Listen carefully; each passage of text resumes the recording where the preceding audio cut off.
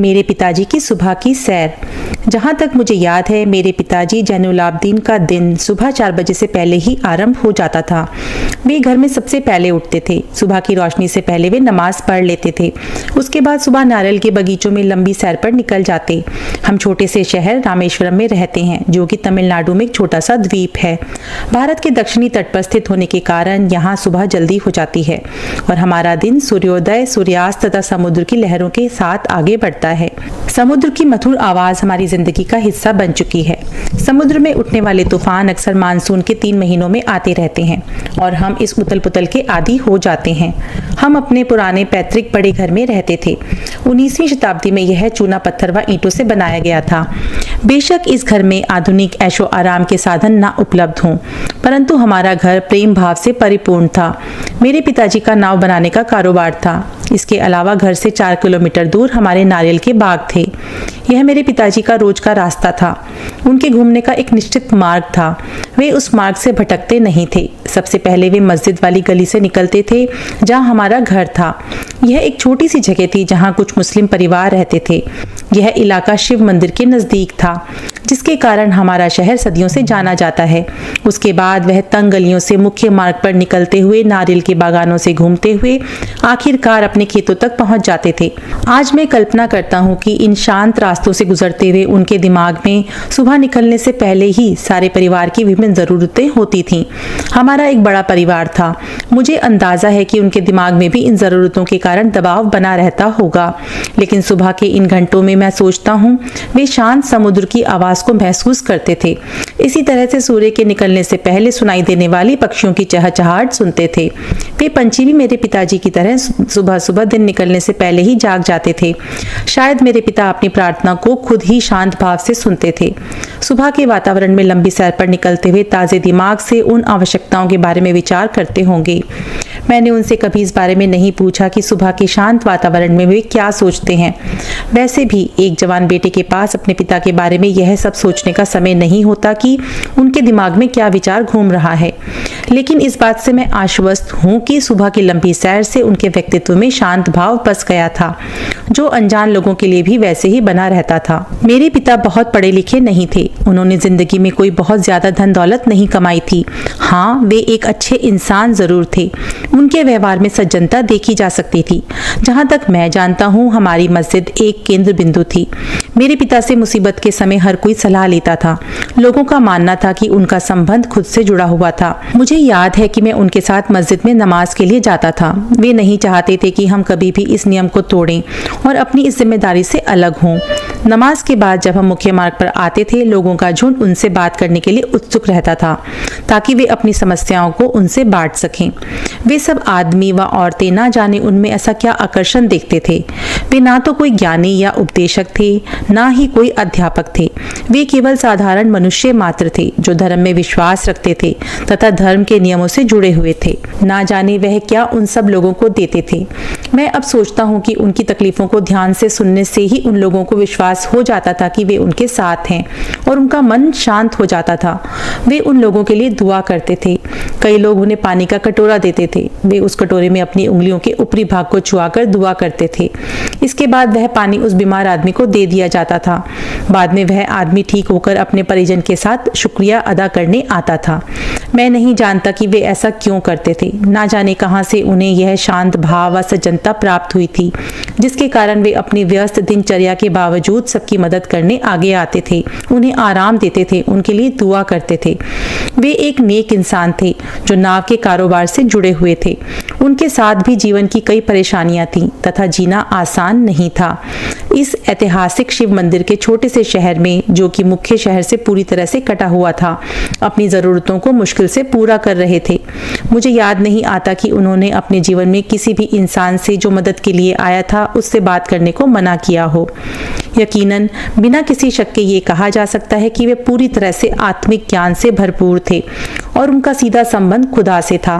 उन्हें धार्मिक ग्रंथों का ज्ञान था। वे पूछे जाने पर युवकों की शंका का निदान करते थे और उन्हें जरूरी सच्चाई से अवगत कराते थे।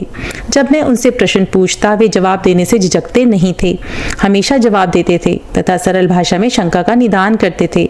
वे सीधी सरल तमिल भाषा में जवाब देते थे। एक बार मैंने उनसे पूछा, आपके पास ये लोग क्यों आते हैं? आप इनकी मदद के लिए क्या करते हैं? मुझे आज भी 50 वर्षों के बाद उनकी वह बात याद है। जब कभी भी इंसान अपने को अकेला देखता है, वह निश्चित रूप से अपनी तकलीफ को दूसरों के साथ बांटना चाहता है। वह उनसे अपनी सहायता की उम्मीद करना शुरू कर देता है। कोई भी नई परेशानी या लंबी तकलीफ अपने साथ खास मदद भी लेकर आती है तथा कोई मददगार आगे बढ़कर मदद के लिए आता है। मेरे पास जो लोग परेशानी या तकलीफ में आते हैं, मैं मददगार बनकर उनकी मदद के लिए आगे आता हूँ ताकि नापाक ताकतों को दुआओं से दूर रखा जा सके। इसके बाद उन्होंने मुझे दुआ की ताकत के बारे में बताया, जो इंसान को प्रभावित करती रहती है, जो हमेशा गूंजती रहती है तथा जो मेरे वैज्ञानिक अनुसंधान में बरसों से जुड़े रहने पर भी एक आश्चर्यजनक विषय था। उन्होंने कहा कि परेशानियों में बाहरी सहायता के लिए आशा अंतिम निर्णय नहीं हो सकता। हमें समझना चाहिए कि हमारे अंदर कुदरत द्वारा भय से भरा भाव होता है तथा उसके साथ ही इस भय से मुकाबला करने की ताकत भी मौजूद होती है, जिससे भय पर विजय प्राप्त की जा सकती है। जब जीवन में परेशानी आए तो उससे होने वाले प्रभाव व दर्द को परखने की आवश्यकता है। इस दर्द के साथ ही अंतर अवलोकन या फिर कहें आत्मनिरीक्षण की शक्ति भी होती है, जो उस परेशानी को दूर करने का मार्ग प्रशस्त करती है। जीवन की कठिन परिस्थितियों में और असफलता के क्षणों में मुझे जीवन में अपने पिता से मिली सलाह मेरे अंदर ऊर्जा भर देती है। यह वह शक्ति बनकर आती है जिससे मेरी हिम्मत बढ़ जाती है। मैंने अपने शहर रामेश्वरम से मीलों दूर यात्रा की थी। मैंने उन स्थानों का भी दौरा किया जिनकी मैंने कल्पना भी नहीं की थी। लड़ाकू विमानों के अंदर रहने के अलावा देश के उच्चतम पद पर आसीन होने तक मेरे दिमाग में हर समय उनके शब्द झंकृत होते रहते हैं, जो मेरे जीवन की शक्ति हैं। हम सबके जीवन में दिव्य शक्ति विद्यमान होती है, जो हमें नकारात्मक क्षणों में तथा दुख के पलों से उबरने की शक्ति देती है। अगर हम अपने मस्तिष्क को जागृत कर लें और उस शक्ति को उजागर कर लें तो हमें सफलता का मार्ग मिल सकता है तथा हम उच्च स्थान प्राप्त कर सकते हैं। हमें अपनी सीमाओं से बाहर आके अपने दिमाग में बसी उस शक्ति को उभारना है। इससे हमें खुशी व शांति प्राप्त हो सकती है। जब मैं परेशानियों से घिरा होता हूँ, उस समय ये कल्पना मेरी हिम्मत बन जाती है। अब मैं 82 वर्ष का हो चुका हूँ। पिताजी की तरह मेरा दिन भी सैर के साथ ही आरंभ होता है। मैं हर सुबह सूर्य की नई महक को महसूस करता हूँ। सूर्य के उदय होने से पहले की रोशनी को देखता हूँ, जो कि आकाश में सूरज के उगने से पहले फैल जाती है। इसी तरह से पंछियों की मीठी ध्वनि, सुबह की ठंडी ठंडी हवा को महसूस करता हूँ। मैं समझता हूँ कि सुबह के कीमती पल हमें प्रकृति के नजदीक लेकर जाते हैं। हर सुबह इन खूबियों के साथ मिलकर फिर अलग हो जाती है। प्रकृति द्वारा हर रोज एक नया नाटक रचा गया होता है। मैं अपने को इन सबसे अलग नहीं रख सकता तथा इसका भरपूर आनंद लेता हूँ। अपने पिता की तरह मैं विभिन्न शहरों में अपने काम से जाता रहता हूँ। सुबह की यह सुंदरता, शांत भाव हर शहर में एक जैसा ही मिलता है। मैं किसी भी शहर में क्यों ना हूँ, मैं वहाँ विशाल पेड़ों को ढूंढता हूँ जो कई बरसों से विद्यमान हैं, जिन पर विभिन्न पक्षी रोज सुबह नए उत्साह से चहचहाते हैं तथा ठंडी हवा के झोंके पत्तों को हिलाते हैं, चाहे वह गर्म दिन हो या फिर हल्की हल्की ठिठुरन। मेरी सांस इस वातावरण के साथ घुल मिल जाती है। इस सांस को खुले वातावरण में महसूस करने से जो आनंद की अनुभूति होती है, वह सारे दिन की परेशानियों और फिक्र को दूर रखती है और दिन की नई व सकारात्मक सोच सामने आती है। मेरे दिल्ली के आवास में अर्जुन का एक विशाल पेड़ है। मेरे कदम अपने आप ही उस पेड़ की तरफ बढ़ जाते हैं जब मैं अपने बगीचे में घूमने निकलता हूँ। यह अक्सर मधुमक्खियों के छत्तों से भरा रहता है तथा यहाँ सैकड़ों पक्षियों का घर है। विशेषतः यहाँ बहुत से तोते रहते हैं। इस पेड़ की सुंदरता, भव्यता व अस्तित्व मुझे मेरे पिता की याद दिलाता है और मैं चुपचाप इस पेड़ से बातें करता रहता हूँ। एक बार मैंने एक कविता लिखी थी। मैंने महसूस किया कि ये पेड़ मुझसे क्या कह रहा है। ओ मेरे दोस्त कलाम, मैं तुम्हारे माँ बाप की तरह 100 बरस पार कर चुका हूँ। हर सुबह तुम 1 घंटे तक मेरे साथ रहते हो। मैं तुम्हें चांदनी रातों में भी देखता हूँ। तुम ख्यालों में डूबे टहलते हो। मेरे दोस्त, मैं तुम्हारे विचारों व भावों को जानता हूँ। मैं तुम्हें क्या दे सकता हूँ? The great tree in my home. मैं कहीं भी चला जाऊं, मेरी जिंदगी मुझे हमेशा मेरे पिता जैनुलाब्दीन के साथ जोड़े रहती है। मेरे दिमाग में उनकी छवि एक सरल आदमी की है जो उम्र के इस पड़ाव पर सुबह नारियल के बगीचों में घूमता रहता है। मैं उन्हें देखकर कल्पना करता हूँ कि वे किस तरह से अपने पूरे दिन में 1 घंटा इन बगीचों की देखभाल में गुजारते हैं। जब मेरे पिताजी इन बगीचों में पहुंचते हैं तो वहाँ के लोग उनसे गर्मजोशी से मिलते हैं। वहाँ एक सुखद वातावरण बन जाता है। एक जगह कुछ देर के लिए जैनुलाब्दीन कहीं बैठ जाते हैं। एक आदमी नारियल के पेड़ पर चढ़ता है। वह अपने चाकू से लगभग आधे दर्जन नारियल काटता है। नारियल धम की आवाज से नीचे गिरते हैं। वह आदमी नीचे उतरकर आता है और उन नारियलों को ठीक तरह से एक बंडल में बांधता है।